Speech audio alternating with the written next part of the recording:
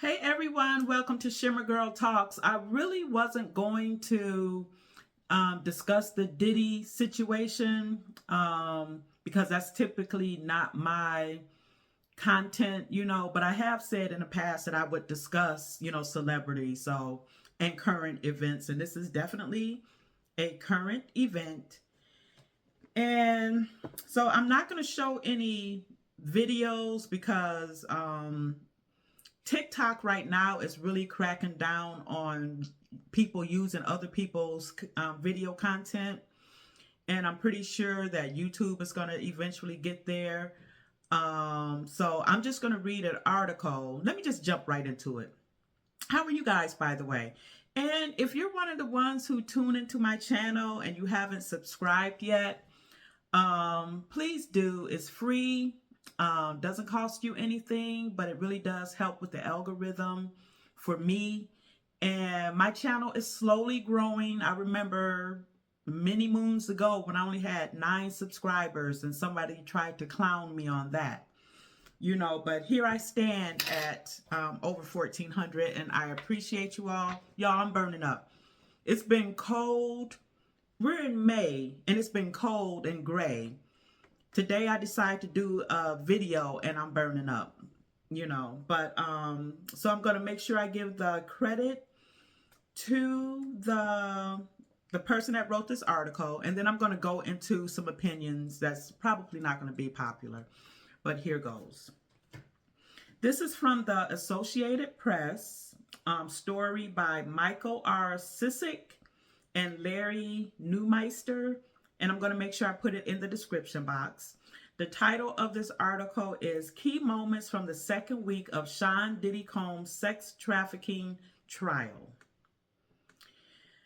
Okay. And it starts, jurors heard from a dozen witnesses during a second week of testimony in the Sean Diddy Combs trial as prosecutors sought to prove sex trafficking and racketeering. Rapper and actor Kid Cudi was on the witness stand.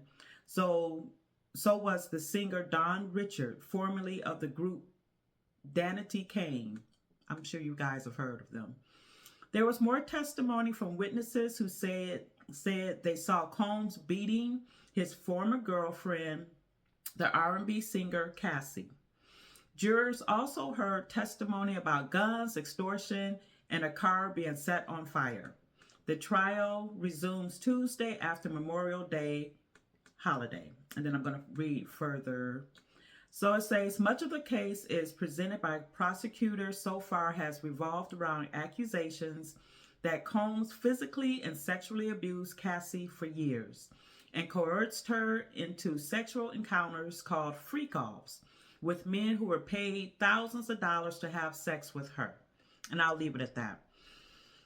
Now I'm about to just go into just personal opinion category, however you want to word it.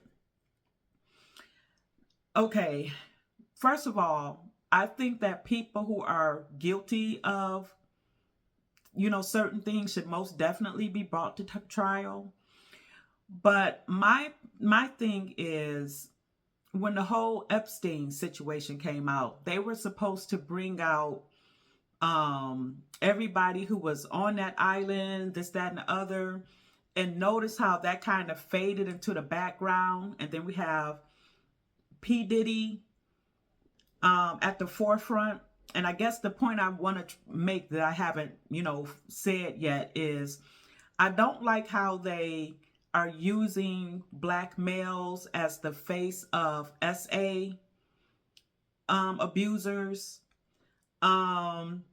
Because I know that people, as they say, who are palm colored have been doing such things and more and worse in Hollywood. Hollywood to me is an evil, dangerous place. And the fact that they are making black men the face of this debauchery and disgusting behavior doesn't sit right with me. And if it all comes out to be true, obviously they should be punished.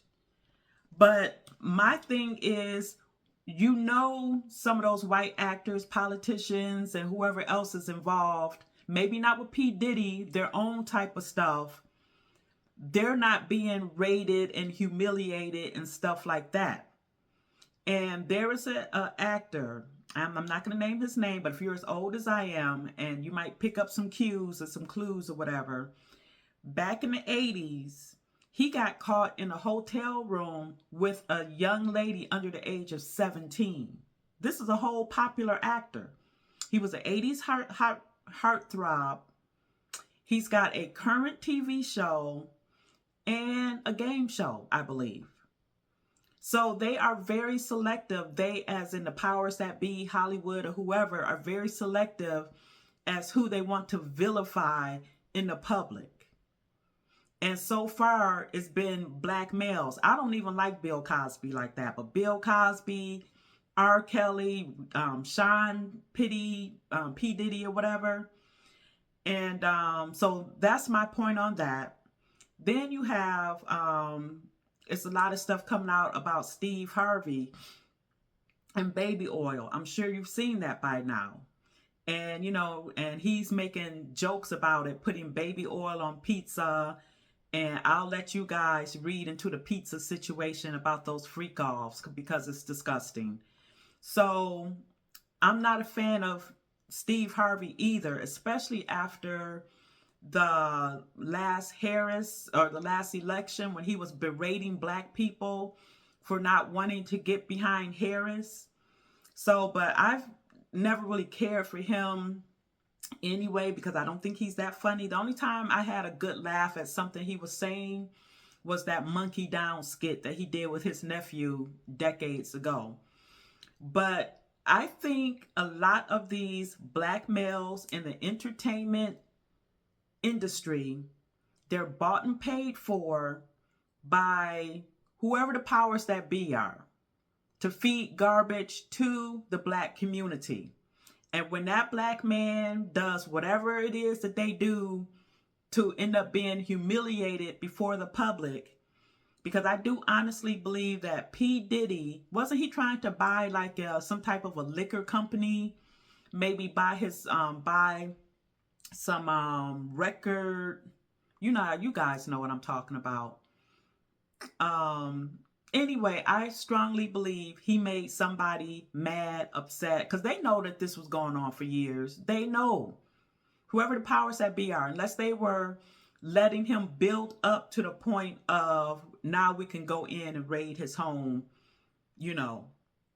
So anyway, but in a nutshell, as I said, I believe that a lot of these black entertainers, male and female, they're bought and paid for.